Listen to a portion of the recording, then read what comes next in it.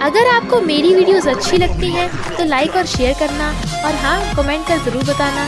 और ऐसी ही नई नई लेटेस्ट वीडियोस देखने के लिए हमारे चैनल को सब्सक्राइब भी कर देना। स्टोरी की स्टार्टिंग में हम देखते हैं प्रेसिडेंट एक लड़की को बुली कर रहा है। वो पूछती है, तुम आखिर चाहते क्या हो? तो कहता है, अपने कपड़े उतारो। वो अपनी टी शर्ट उतारती है तो उसे जबरदस्ती किस करने लगता है।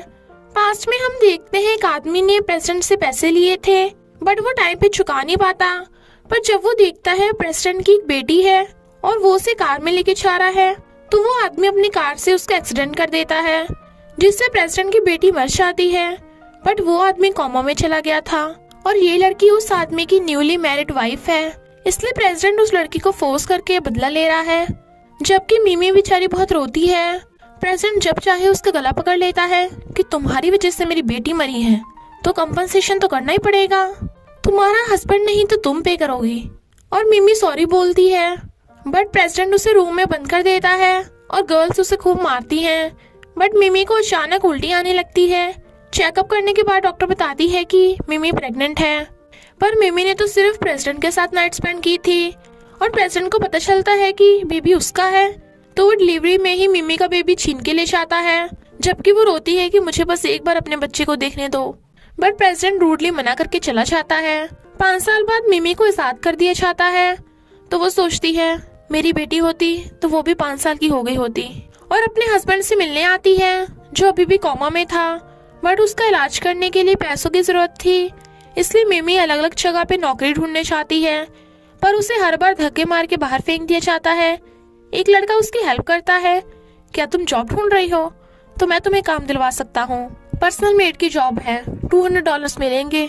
इतने सारे पैसे सुन के मिमी मान जाती है। तो वो लड़का बताता है कि ये मेरे फ्रेंड का घर है, तुम्हें प्रेसिडेंट की पर्सनल मेड बनना है।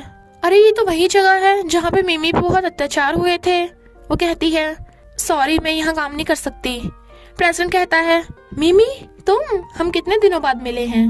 पर मिमी मना कर जाने लगती है। वो कहता है, पर तुम अपने हस्बैंड को कैसे बचाओगी?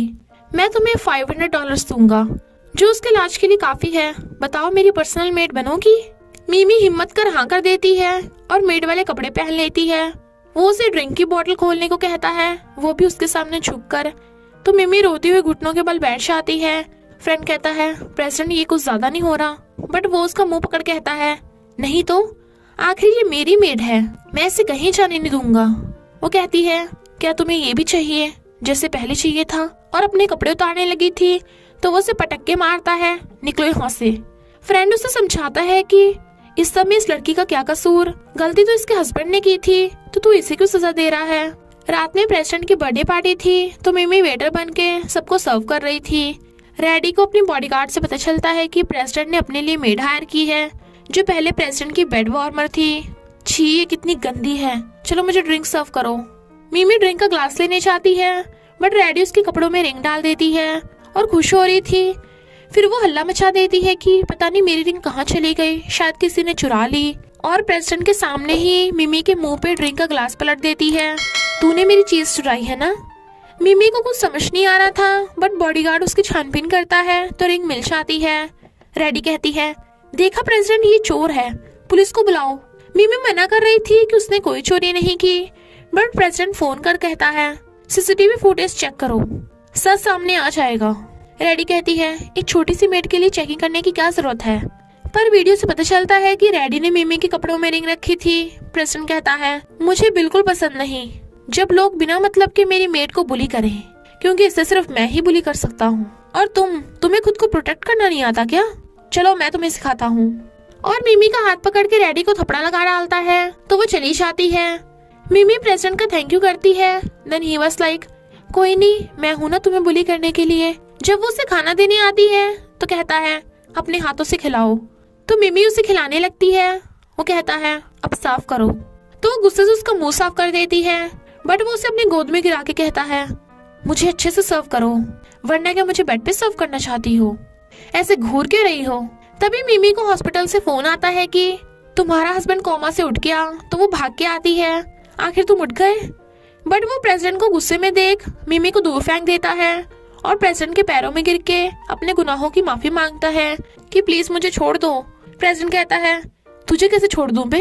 क्या मेरी मरी हुई बेटी वापस जिंदा आ सकती है? और उसे पटक के मारता है तो कहता है, शुक्र कर तुझे इतनी अच्छी वाइफ मिली है जिसने अपनी लाइफ तक सेक्रीफाइस कर दी। तूने मेरी बेटी मारी थी पर इसने मुझे एक और बेटी दे दी। हस्बैंड कहता है, अच्छा तो तुम्हें मिमी चाहिए, मैं तुम्हें इसे देता हूँ, रख लो, पर मुझे छोड़ दो। मिमी कहती है, क्या बोल रहे हो? वो कहता है, मैं तुम्हें डाइवोर्स दे दूंगा, अब हमेशा प्रेसिडेंट के साथ ही रहना। मिमी कहती है, मैंने तुम्हारे लिए इतना सब कुछ किया पर तुम मुझे बेच रहे हो, आई हेट यू, और जाने लगती है। प्रेसिडेंट रोकता है बट वो अपना हाथ छुड़ा के चली जाती है तो प्रेसिडेंट हस्बैंड को धो डालता है। मिमी रो रही थी और प्रेसिडेंट को देख उसे जाने को कहती है बट वो उसे बेड पे पटक देता है। मिमी खुद को छुड़ाने लगी थी तो कहता है, तुम्हारे हस्बैंड ने तो तुम्हें मुझे बेच दिया, अगर मैं नहीं तो तुम्हें कौन टच करेगा, और जबरदस्ती करने लगा था तो वो थपड़ा लगा डालती है बट वो उसे किस करने लगता है। प्रेसिडेंट को अपनी गलती का एहसास होता है कि मिमी तो बिल्कुल निर्दोष थी और वो उसे हक कर लेता है। मिमी कहती है, नहीं मुझे यहाँ से भागना होगा, और कपड़े पहन के जाने लगती है बट प्रेसिडेंट उसे देख लेता है और कहता है, नाइट स्पेंड करने के बाद कहाँ भाग रही हो? क्या तुम अपनी बेटी से नहीं मिलना चाहती? मिमी हैरान। एक बच्ची प्रेसिडेंट को डैडी बोल के उसकी गोदी चढ़ जाती है। डैडी ये कौन है? वो कहता है, तुम्हारी मॉम। तो जाओ मिमी को मॉम बोलती है, क्या आप सच में मेरी मॉम हो? तो मिमी हाँ करके उसे सीने से लगा लेती है।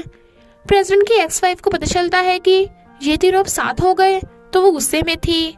मिमी प्रेसिडेंट को बताती है कि जाओ कहीं मिल नहीं रही तो वो बॉडीगार्ड को जाओ को ढूंढने भेजता है पर वो कहीं नहीं मिलती तो वो गुस्से में था और रो रहा था। मिमी देख लेती है कि वो जाओ को कितना लव करता है। फिर प्रेसिडेंट एक्स वाइफ से पूछने जाता है, बताओ मेरी बेटी के साथ क्या किया? वो डर के मारे बता देती है कि वो रूम में है।